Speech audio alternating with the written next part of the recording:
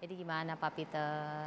Gimana Pak Peter? Silakan Pak Peter. Iya, ini menarik sekali ini apa yang Ah, disampaikan oleh Pak Oka, tadi Pak ah, Oke, Pak Eki, Pak Adi, Bu Guna. Ya. Tapi yang terpikirkan oleh saya, Mbak Mona, adalah ini fenomena yang selalu berulang, terus berulang. Ya. Selalu kita bicara tentang kenaikan harga. Padahal kenaikan harga yang permasalahan pangan ini sudah di warning oleh FAO, oleh internasional bahwasanya ini akan terjadi. Ya. Dan seharusnya kita sudah mengantisipasi karena kan berulang ya. kenaikan harga cabai, ya itu kan berulang kenaikan harga telur dan saya kira isunya adalah kita bukan isu hanya sekedar isu jangka pendek berarti karena dia berulang. Ini adalah isu jangka panjang. Permasalahannya bukan permasalahan hanya di satu titik, tetapi permasalahan yang sangat besar, permasalahan struktural. Ya, kita ada permasalahan di struktur pasar, kegagalan pasar. Ya, karena apa yang disampaikan tadi mungkin belum lengkap tadi disampaikan oleh Pak Eki, kita ada permasalahan di hulu hilir pasarnya kita. Ya, dan yang paling utama adalah kalau seandainya kenaikan harga ini kemudian menjadi berkah bagi petani kita, peternak kita, mungkin kita happy-happy aja. Persoalannya adalah kenaikan harga ini hanya menjadi derita aja Bu Guna dan kawan-kawan ibu-ibu rumah tangga kita, tapi di sisi lain juga tidak menjadi sebuah berkah bagi para petani kita, peternak kita. Jadi inilah yang terus-menerus jadi permasalahan kita. Ya.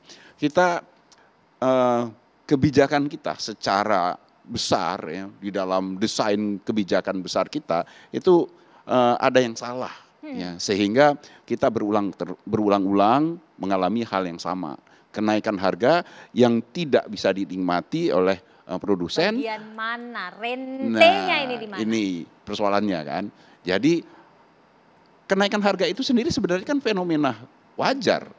Ya, saya tidak bisa menyalahkan kalau seandainya misalnya terjadi kenaikan harga minyak sayur sekarang ini. Karena memang persoalannya adalah ada kenaikan harga Ya, global dan itu yang kemudian menetes ke bawah ya, baik itu kalau istilahnya itu direct pass through maupun indirect pass through ke kenaikan harga di dalam negeri wajar. Tetapi persoalannya adalah bagaimana kita mengantisipasinya seharusnya lebih awal. Ya, kenapa ini tidak dipersiapkan sejak dini sudah diketahui bahwasanya harga CPO terus melonjak ya. Sementara kita juga sudah mulai ada pembatasan-pembatasan ya, ada penggunaan CPO untuk hal-hal yang lain sehingga pasokan CPO untuk minyak sayur itu menjadi berkurang dan hal ini kan sudah bisa dipastikan akan menuju kepada kenaikan harga.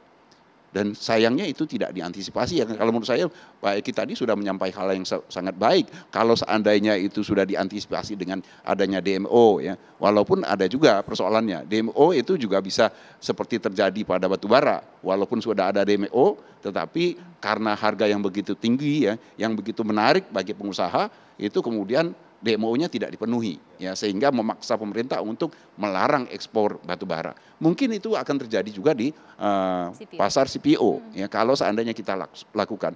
Tetapi at least setidak-tidaknya harus ada antisipasi sejak awal ya bahwasanya akan terjadi kelangkaan dan akan terjadi kenaikan harga sehingga kebijakan-kebijakan itu sudah sejak awal juga sudah dipersiapkan apa yang harus dilakukan seperti sekarang ini pemerintah akan memberikan subsidinya kita tahu bahwasanya ini akan seperti apa ya kan penyaluran subsidi juga kalau dilakukan secara mendadak seringkali tidak tepat sasaran.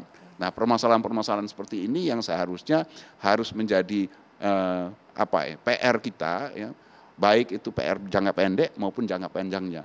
Jangka panjang dalam artian kita harus benar-benar mengubah paradigm kita ya, mengubah kebijakan kita, desain kebijakan kita agar supaya persoalan ini tidak terjadi berulang.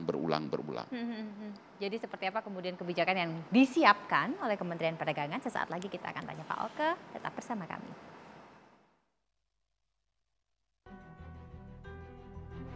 Kalau buat ekonomi kayaknya kalau mulai buat kayak jualan gitu udah mulai membaik, dagang gitu ya. Cuman kalau buat harga-harga semuanya pada naik juga. Yang paling tinggi telur, minyak, sama saya kan jualan cabai gitu ya. Itu yang paling berasa. Makin susah. Ya itu dia udah nyari duit susah. Mahal semua. Makanan gitu kan, buat masak itu minyak mahal.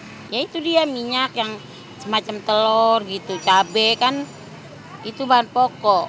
Ya sulit dah deh. Kalau dibilangin mah ibu sedih. Telur begitu. Sekilo tadinya cuma 20.000, sekarang 35. Minyak sama, mahal. Jadi ibu bingung ngebagi uangnya ke sana kemari.